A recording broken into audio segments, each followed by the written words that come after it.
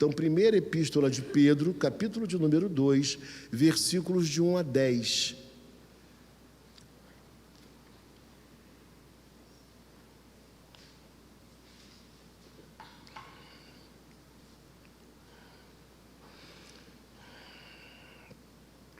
Eu lerei os versos ímpares, os irmãos lerão os versos pares, quando a palavra do Senhor nos diz assim: despojando-vos, portanto, de toda maldade e dolo, de hipocrisias e invejas e de toda sorte de maledicências.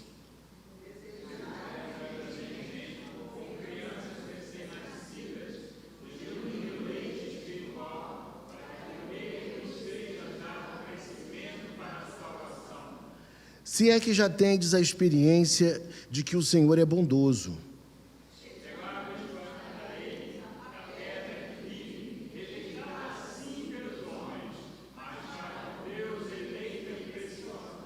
Também vós mesmos, como pedras que vivem, sois edificados casa espiritual, para serdes sacerdócio santo, a fim de oferecerdes sacrifícios espirituais agradáveis a Deus, por intermédio de Jesus Cristo.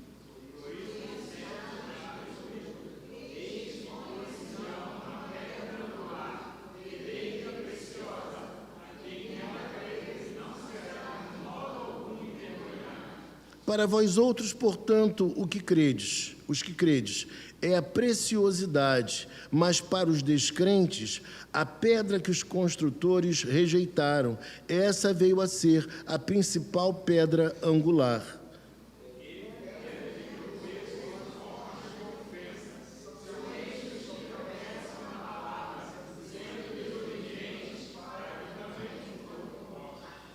Vós, porém, sois raça eleita, sacerdócio real, nação santa, povo de propriedade exclusiva de Deus, a fim de proclamardes as virtudes daquele que vos chamou das trevas para a sua maravilhosa luz.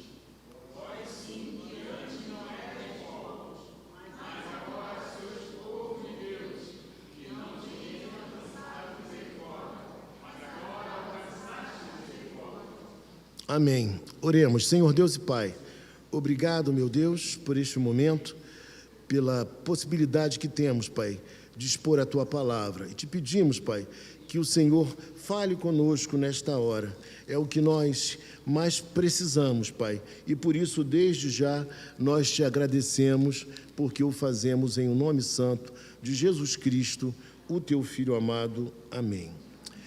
Meus amados irmãos, 1 Pedro, ou 1 de Pedro, capítulo 2, versículos de 1 a 10. A primeira coisa que eu diria para vocês aqui é que no capítulo 1, nós vemos dois pontos sendo enfatizados pelo apóstolo Pedro. O primeiro ponto seria a santidade de vida daquele que nasceu de novo.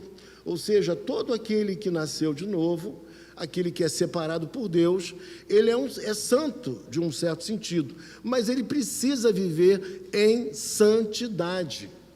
E, em segundo lugar, ele vai falar da santidade de vida, ou seja, prática, mas também da santidade do amor. Então, aquele que é santo também deve viver essa santidade no amor. Mas quando nós adentramos ao capítulo 2, ele vai mudar um pouquinho, ele vai desenvolver um outro tema. Ele vai falar, então, nesta hora, a respeito, justamente, também envolvendo santidade aqui, claro, mas ele vai falar sobre como deve ser o nosso proceder para que nós cresçamos em nossa espiritualidade, cresçamos como cristãos. É o que ele vai dizer agora. Então, vejamos que a santidade é primordial, ela é muito importante. E isso fica mais claro quando ele diz assim: despojando-vos, portanto, de toda maldade e dolo, de hipocrisias, invejas e de toda sorte de maledicências. Então, o que ele vai mostrar para nós aqui é que aquele que nasceu de novo precisa, primeiramente, renunciar ao pecado. Ele não pode aceitar de maneira nenhuma a convivência com o pecado. E aí ele vai ser ainda mais específico. Ele vai falar a respeito de algumas práticas que levam-nos a ficar numa conduta desagradável a Deus. Então ele vai dizer para nós toda maldade, dolo, hipocrisias, invejas e toda sorte de maledicências. O que nós precisamos entender hoje aqui é que para que haja crescimento espiritual em cada um de nós necessitaremos de abandonar certas práticas que são da velha vida, não tem mais a ver com o nosso estilo de vida presente. Uma vez que somos de Cristo, nós precisamos abandonar sentimentos menores, coisas que atrapalham profundamente o nosso crescimento espiritual. E aqui eu não quero me delongar muito por conta do horário, mas eu diria para vocês que sentimentos de inveja acontecem entre nós? Sim, mas nós precisamos tirar de nós, despojar de sobre nós, como uma roupa velha que não deve mais permanecer na nossa indumentária. Nós precisamos lançar fora esse tipo de coisa. Também ele vai falar sobre aqui hipocrisia também. Nós precisamos ser verdadeiros com os nossos irmãos e essa deve ser a nossa conduta e a nossa prática. Abandonando tais coisas, nós precisamos pensar que uma outra conduta precisa ser desenvolvida. E que conduta seria essa? Desejar ardentemente o genuíno leite espiritual. E aqui eu queria dizer que esse leite espiritual, ele não é um alimento para bebês, na linguagem espiritual, pode parecer, um leite espiritual. Nessa passagem aqui, não. Nessa passagem é o alimento completo para nós adultos, assim como o leite é o alimento necessário para aquele que é recém-nascido. Então, ele está dizendo, olha, é na palavra de Deus que vocês encontrarão o verdadeiro alimento para a vida de vocês, assim como uma criança encontra no seio da sua mãe também o alimento necessário para sobreviver e para crescer bem. O problema está, meus irmãos, que nós estamos vivendo uma época em que as pessoas estão muito mais voltadas para as sensações do que propriamente para a palavra de Deus, para o crescimento na palavra. E isso tem levado muita gente a achar que, pelo fato de conhecer a Cristo, já é suficiente. Eu não preciso de mais nada, isso basta para a minha vida espiritual.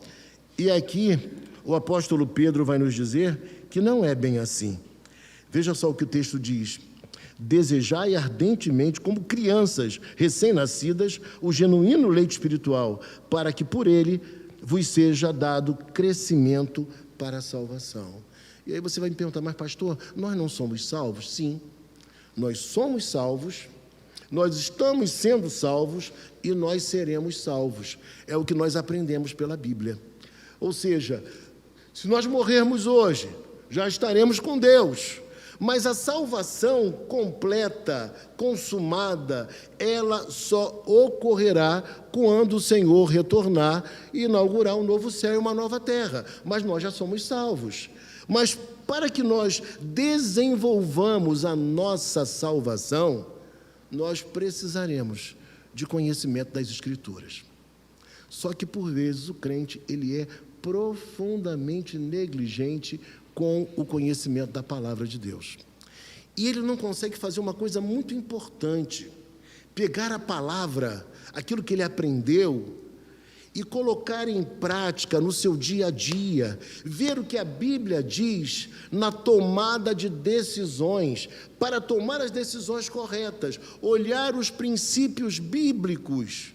Eu até, conversando em casa, eu usei uma palavra que é mais comum no direito, né? Os princípios exarados na palavra do Senhor. Nós precisamos, então, desses valores, desses princípios, para que as nossas decisões sejam corretas. Mas sabe o que acontece? parece que na hora de tomar decisões, nós nos esquecemos da palavra ou não a conhecemos com a devida profundidade. Nós tomamos decisões, por vezes, que sabidamente elas redundarão em problemas para nós. Mas a gente não quer saber, a gente não se aprofunda no conhecimento. Então, o que ele quer dizer aqui para nós é que o crente precisa se voltar para a palavra, para o estudo, para o conhecimento. Isso não é coisa de menor importância. Mesmo aquelas pessoas mais doutas, mais capacitadas, elas precisam ter um comportamento humilde e reconhecer que precisam aprender com o outro. Isso é fundamental para a nossa boa espiritualidade. Eu nunca me esqueço de um caso, de uma igreja em que o pastor, ele era relativamente novo, ele tinha aproximadamente 35 anos na época, e havia uma senhora na igreja que ela era uma irmã de oração, e orava mesmo. E um belo dia, numa conversa com o pastor, vendo o afã, o desejo, o gozo, o gosto, o prazer daquela mulher em orar, ele querendo incentivá-la ainda mais, ele falou: irmã, que coisa boa que a irmã se dedica tanto à oração. Eu gostaria tanto de ter um tempo para poder compartilhar com a senhora algumas verdades sobre oração, coisas que eu aprendi durante esses anos, orando e também estudando. Ah, para quê? A irmã virou-se para ele e falou assim: pastor, não tem que aprender nada não. Meu avô foi pastor, meu pai foi pastor, e eu tenho presbíteros na família, todos são líderes, eu não tenho que aprender nada não. Uma profunda falta de humildade. Ela podia ser ainda mais enriquecida, crescer ainda mais, mas ela teve uma atitude desse porte, o que nós estranhamos de uma pessoa que é de oração. Por isso eu digo para você, todos nós somos aprendizes.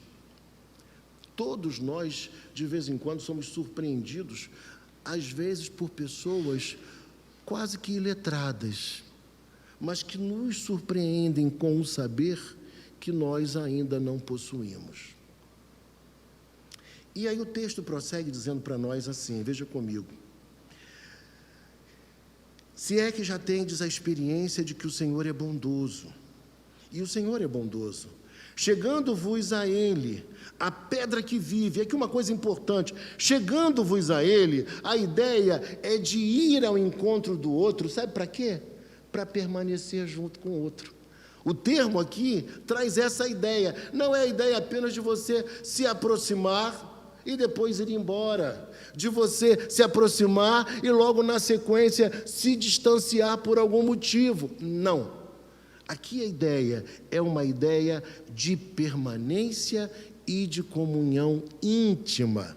Então, assim deve ser a nossa postura, nos achegarmos a Ele, a pedra que vive. Ele é a pedra angular. Já ouviram esse termo? Jesus é a pedra angular. E a pedra angular é aquela pedra mais importante na construção, e principalmente de um edifício antigo. E depois as outras iam se encaixando. Era assim que a coisa acontecia. Então, ele é aquela peça mais importante. Ele é a pedra angular. E o texto diz mais para nós: a pedra que vive, rejeitada sim pelos homens, mas para com Deus eleita e preciosa. Repare uma coisa, ele está dizendo o seguinte aqui para nós: essa pedra angular, essa pedra preciosa que é Jesus Cristo e o seu Evangelho, o que aconteceu? Houve uma rejeição por parte de quem? Dos religiosos da época de Jesus. Os judeus rejeitaram essa palavra, rejeitaram a pessoa de Jesus, não o reconheceram como verdadeiro Messias. E é isso que ele está tratando aqui com as igrejas.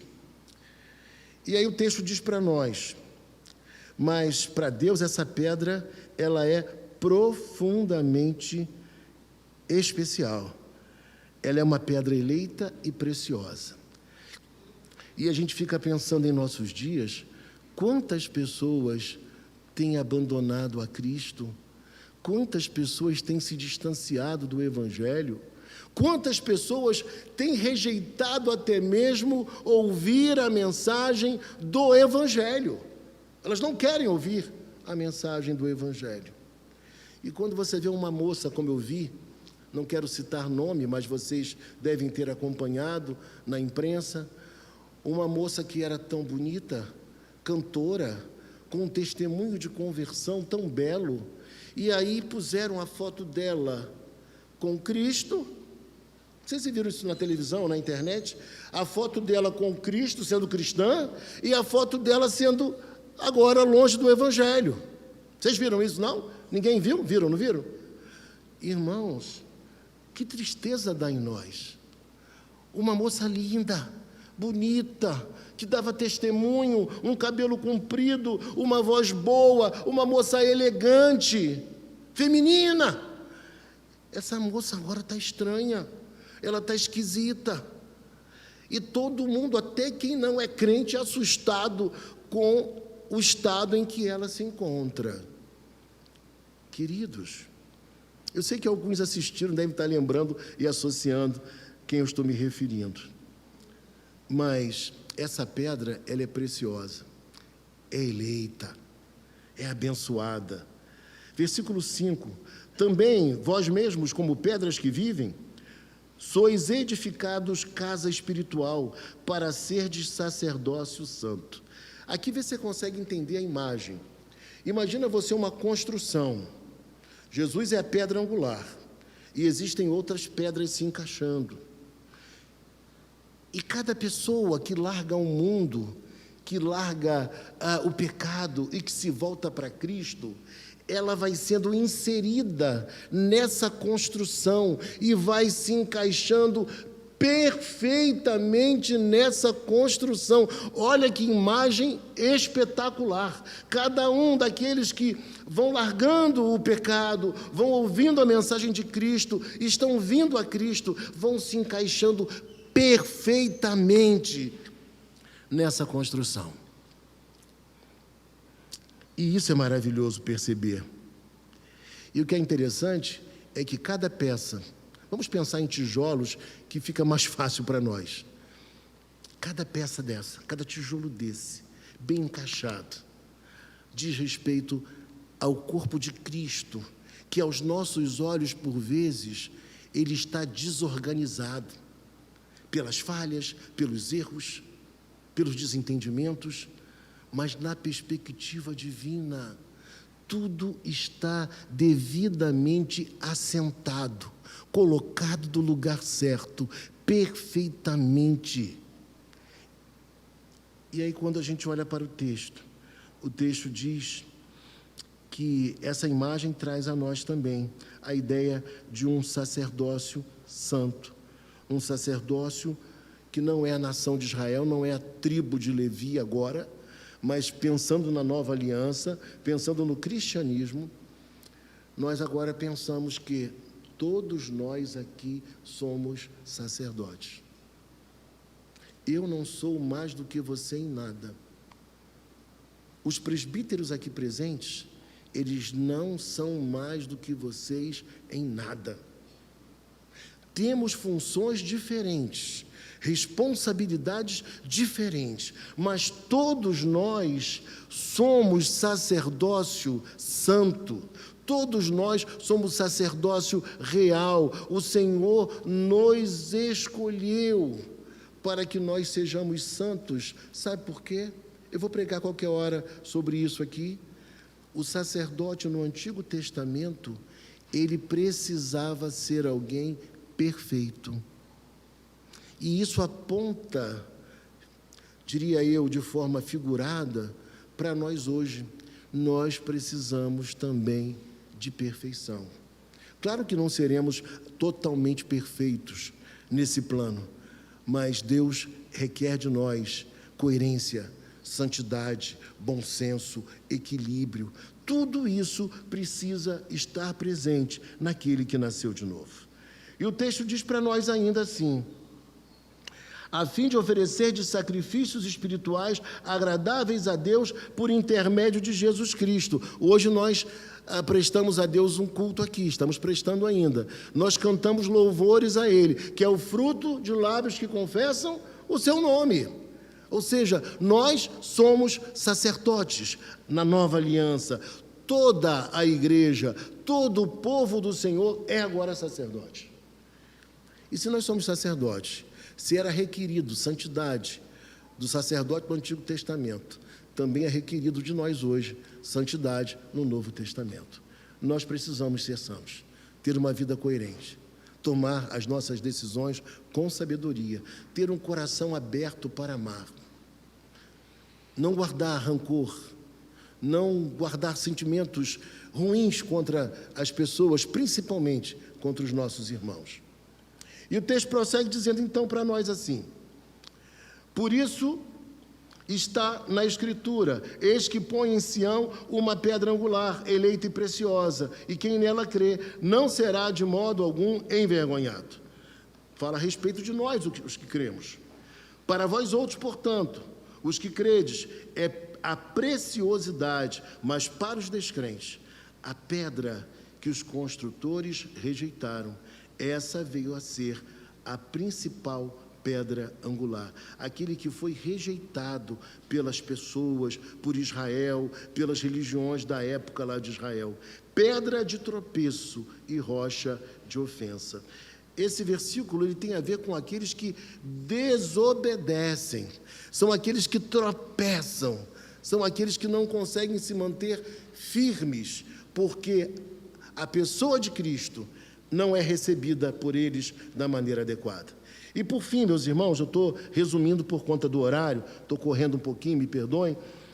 Diz assim a palavra: são estes os que tropeçam na palavra. Olha, tropeçar na palavra acontece pelo fato de nós não estudarmos a palavra, não conhecermos a palavra, não nos dedicarmos ao estudo dela. É importante que todo crente queira conhecer bem a palavra, sendo desobedientes. Veja então que tropeçam na palavra, e por tropeçarem na palavra, o que acontece? São levados à desobediência. Não tem como acertar quem desconhece. Não é como uma prova que às vezes você vai marcar, uma prova objetiva, e de repente você deu sorte de ter acertado. A vida não pode ser assim. Nós precisamos viver com sabedoria, e a sabedoria que advém da palavra de Deus. E aí o texto prossegue nos dizendo uma das partes que eu acho mais lindas. Nós vemos justamente nos versículos 9 e 10, quando o texto diz: vós, porém, sois raça eleita. Todos os termos que são empregados agora, eles são os mesmos termos que eram usados para a nação de Israel, para o sacerdote no Antigo Testamento. Veja a importância, o valor e a profundidade daquilo que está em nossas mãos. Não é pouca coisa, é algo importante. Ele diz: vós, porém, sois raça eleita. Ou seja, um povo especialmente escolhido por Deus. Não sabemos qual foi o motivo pelo qual Deus resolveu escolher a você, que aí está no último banco, mas não escolheu a outros. Eu não sei, a Bíblia não diz o porquê. Isso é algo que nós não podemos conhecer. Mas uma coisa nós sabemos: existem pessoas que Ele chamou, e essas pessoas, embora com falhas, com imperfeições, ainda nesse processo de amadurecimento, elas são sacerdotes e são chamadas de raça eleita. Um povo exclusivo de Deus, um povo chamado para uma finalidade muito importante dada por Deus. Isso tudo, meus irmãos, deveria despertar em nós uma grande alegria, uma imensa felicidade, e nós nos devotarmos a Deus com dedicação e amor. Ele nos amou, e Ele nos amou primeiro. E além de falar sobre a raça eleita, ele vai dizer que é um sacerdócio real, uma nação santa, um povo de propriedade exclusiva de Deus. Israel teve o privilégio de conhecer a palavra, povo eleito do Senhor, Mas Israel fez o quê? Israel não cumpriu o seu papel, que era de ser luz para os gentios. Eles deveriam ser os anunciadores desse Deus maravilhoso, Criador dos céus e da terra, para que as nações também fossem iluminadas por Ele. Só que Israel não fez isso. E agora nós vemos nesse texto que Deus, Ele tem um povo, não mais uma tribo, não mais a tribo de Levi. Agora, Ele tem uma nação. O seu desejo não era que apenas algumas pessoas fossem sacerdotes, mas o desejo dele é que todos nós fôssemos sacerdotes, que todos nós sejamos sacerdotes. E veja o valor e a importância que isso tem para todos nós. Como Deus olhou para nós com tanto amor e com tanto carinho.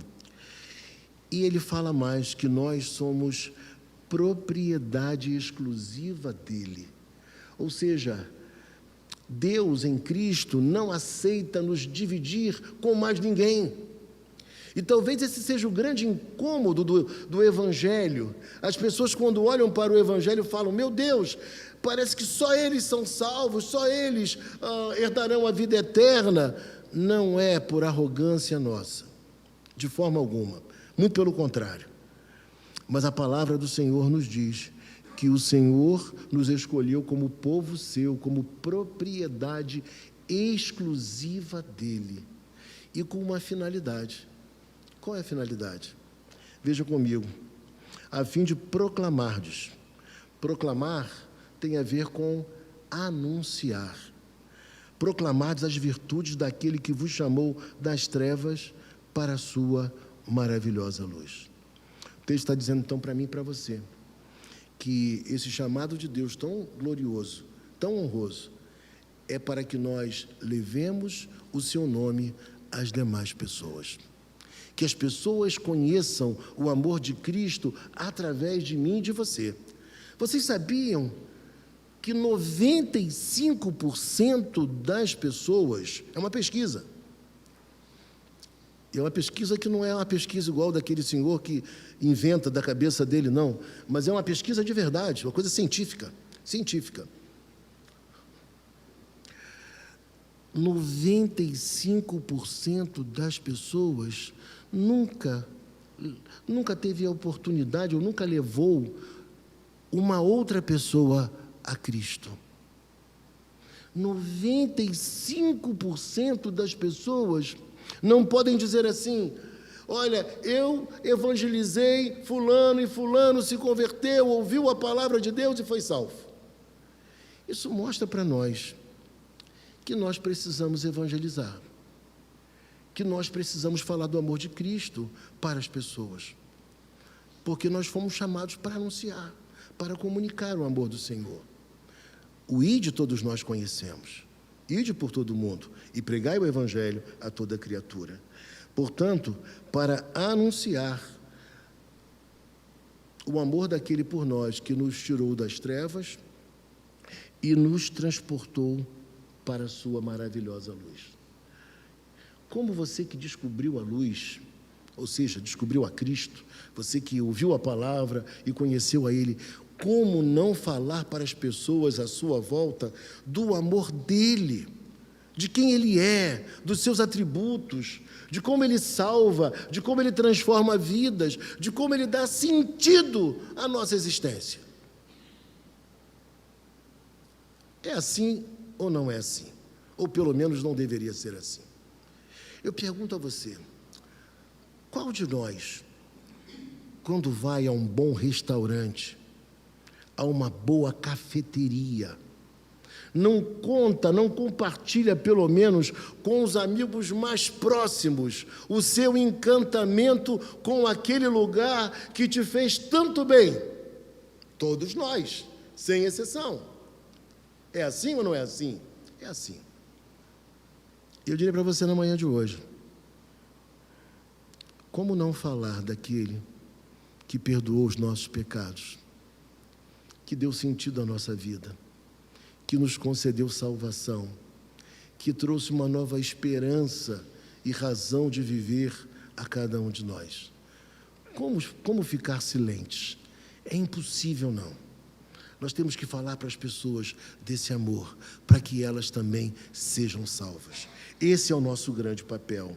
E o texto diz então, para terminar: vós sim, que antes não erais povo, mas agora sois povo de Deus, que não tinhas alcançado misericórdia, mas agora alcançastes misericórdia. Ele está dizendo o seguinte: olha, nós antes estávamos nas trevas, nós antes estávamos sem Deus, nós antes não éramos parte desse povo maravilhoso, mas agora nós somos desse povo, nós alcançamos misericórdia, nós encontramos o amor de Cristo. E como não, depois de ter alcançado misericórdia, não falar para as pessoas desse grande amor? Ele nos amou, Ele se deu por nós, e o que nós devemos fazer é cumprir o seu propósito para a sua vida e para a minha vida também. Então, finalizando, irmãos, despojando-vos, portanto, de toda maldade, dolo, de hipocrisias e invejas. Ele está dizendo, lança fora tudo isso da sua vida, e agora se volta para a palavra, porque a palavra é quem vai te fortificar, que vai alimentar você para que você cresça adequadamente. E você faz parte dessa construção. Você é um dos tijolos, é uma dessas peças bem assentadas, bem encaixadas, para glorificar e anunciar o nome de Jesus Cristo a todas as pessoas que estão à sua volta e também à nossa volta. Portanto, vós sois raça eleita, sacerdócio real, nação santa, povo de propriedade exclusiva de Deus, a fim de proclamardes as virtudes daquele que vos chamou das trevas para a sua maravilhosa luz. Aquele que te chamou das trevas, ele é perfeito, ele é eterno, ele é amor, ele é misericordioso, ele é gracioso, ele é onisciente, ele é onipresente, ele é o Salvador, ele é aquele que nos perdoa. Nós precisamos viver esse Evangelho e pregar para as pessoas o Evangelho. Nós precisamos aconselhar, não somente o pastor e os presbíteros. Nós, como irmãos, nós precisamos aconselhar pessoas à nossa volta, quer nos ouçam ou não. Sabe por quê? Porque existem pessoas tomando decisões desastrosas para o restante de suas vidas.